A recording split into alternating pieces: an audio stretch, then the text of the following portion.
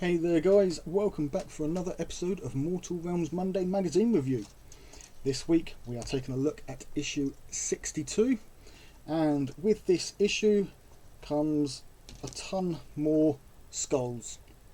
Now this is something that I wasn't looking too forward to. I've got this pot here, all I've done is broken them off from the last issue, and as you can see, I've got plenty left. I've got skulls for weeks. So obviously I'll be breaking these down and sticking them in the same thing. And as I mentioned with the last couple of episodes, I would much have preferred an extra unit of chain rasps with this instead of the skulls. Or even another bunch of these guys. You know, anything that we've got only 5 of that we could have done with a few more would have been better for this issue rather than more skulls, but it is what it is. Next up, just before we jump into the issue, we've got here our other battle map. Now this is the one that we should have got a few issues back, issue 56 I think, something like that, that they forgot to put in. So obviously we've now got it with this issue, so we can start carrying on with the battle plans. And in this issue we get obviously the skulls.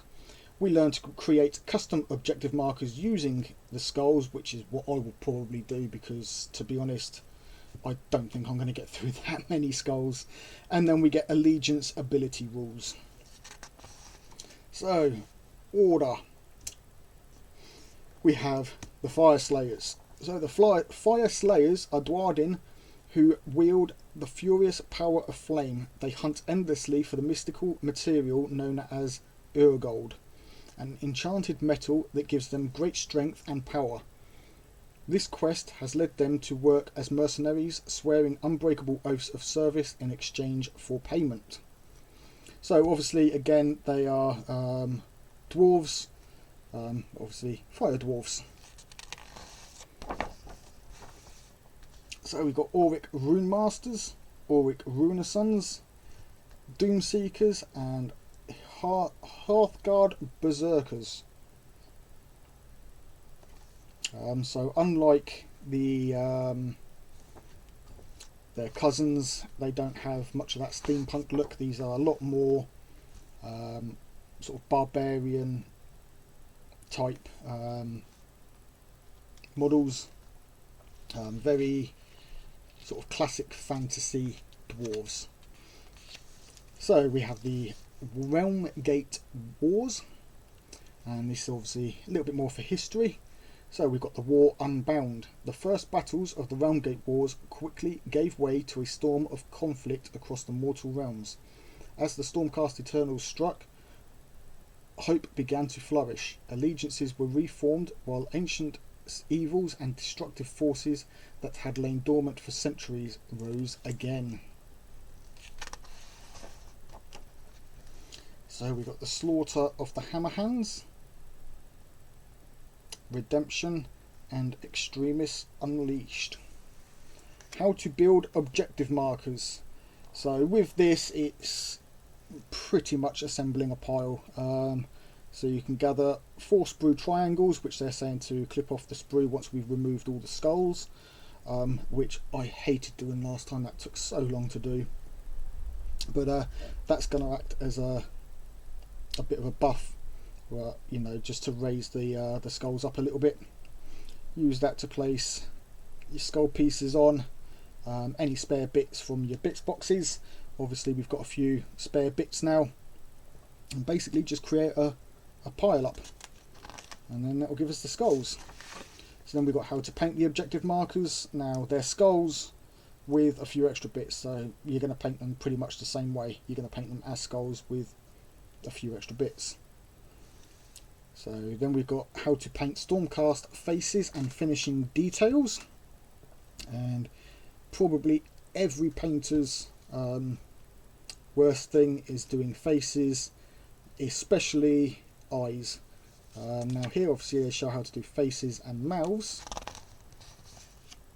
and they do show how to do eyes. Now, I hate doing eyes, I can never get them right. So they're saying carefully paint the eye sockets of each model with a thin down dried bark. Once the paint is dried, apply a dot of pallid witch flesh to each eyeball. Use the tip of your brush to apply a dot of black paint for each pupil. Now, there is no way I can ever get the eyes right. It's only recently that I did ones that I was impressed with, and I found the trick is to try and get one eye pretty much central, and then the other eye just slightly closer to the nose, the pupils I mean, for each eye. And what this does, it takes away that parallel stare and gives just a little bit more of an angled stare. You can go slightly to one side and then the inside and give them more of a sort of, you know, looking like this kind of look, but I found that kind of look looks best. But personally, I tend to just paint the eyes white and try and do the best that I can. If you can get hold of fine line markers, then a 0.03, something like that, you can just dot it in there. They're usually small enough, go for as fine as you can in black, and you may be able to dot them in. But personally, I say don't worry about it. They're so small, you're not going to notice it on models too much unless you're going for competition level painting. And then we've got Stormcast finishing details, going over bones, skin, text symbols, you know, you can see it all there. And this is basically really finishing those final details on the models now. So obviously we've gone past that sort of tabletop battle ready finish, and we're going a little bit extra now with really capturing those finer details. Alright, so sorry about that, guys. I lost some of the camera, but it was still recording audio. So obviously I've just had to kind of make something up with a little bit of image there and then have the audio over the top. But anyway, so we've obviously got the Stormcast finishing the details, the bones and that, and then move on over to the finished details. Then we've got some new core rules. So this is allegiance abilities. So every army in the Mortal Realms has its own way of waging war. Whether a horde of savage despoilers or an ordered regiment, an army's specialist skills are represented by allegiance abilities. These powerful rules make your army stronger and more thematic on the tabletop. So if your army has an allegiance, you can use a set of allegiance abilities for it in your games of Warhammer Age of Sigmar. Allegiance abilities allow your army to use additional abilities and spells.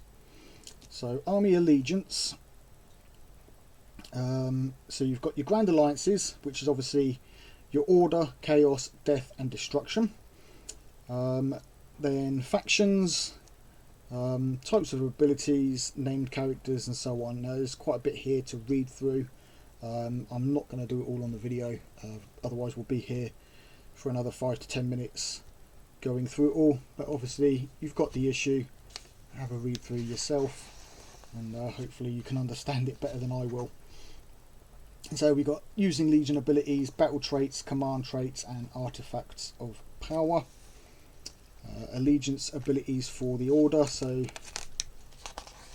we do have allegiance abilities for Death. So I'm assuming that over the next couple of issues we'll get the other allegiance abilities as well. So obviously we've got battle trait with Defiant Avengers, and then we've got the battle trait Deathless Minions, and obviously this is for Death. So yeah, Deathless Minions there, and then I'm assuming we'll get 2 more, but we may see even more. I don't know how many they have for each lot, but we could have a few more. So the start of a new war. Now this is obviously going to be for the battle plan for the next 20 or so, well, next 20 issues, as after that will be at the end of the series. So both the Stormcast and Nighthaunt have moved their entire armies to Aqshy. Now both sides are determined to claim victory in the Realm of Fire. So we are Rising Inferno. Now it's looking like we've got choices again of both heroes and troops. So again, using our new battle mat that we got with this issue, or hopefully the previous issues for those in Europe and Australia, assuming they sorted it out for you guys before then. But either way, using the battle mat, we get 2 choices from the Stormcast heroes list, 3 choices from the troops list, and as before, anything with a star counts as 2 choices. And then we get the same for the Nighthaunt, so 2 choices and then 3 choices from the troops list. Now we've got this river. You may use the River of Fire rules from Akshay 1 in this battle plan. So we can use the River of Fire here, obviously setting up just shy of it, and then we can use the bridges to move. This way it does kind of set up. I do like this idea of terrain playing a bit more of a feature on what you can and can't do, as obviously the Stormcast can come in through here, but they've only got really one way out.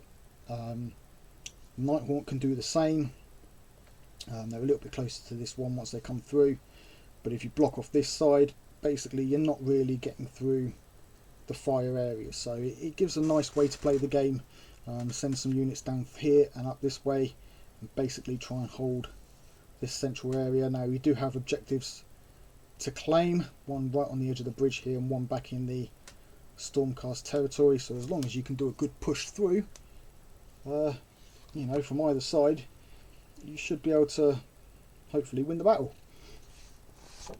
Then moving on, we've now got issue 63, obviously coming next week. The Judicators join the battle. Now, as I said before, I know obviously we get these 5, but I think it is only these 5 that we get, and they do have, if I remember rightly, they do have 2 different weapons options. Obviously I'll be doing mine as these guys. I think they might get the crossbow type options, I'm not too sure. So yeah, that's them guys to in issue 63, and then with issue 64 we get 5 more Grimghast Reapers. I think it's 5 more, I think we had some before, but yeah, so we get 5 Grimghast Reapers with issue 64. So as always, that brings us to the end of another episode. Thank you ever so much for joining me, guys. If you enjoyed the episode, hit that like button. If you are new to the channel and are newly subscribed, big warm welcome to you all. Thank you for your support.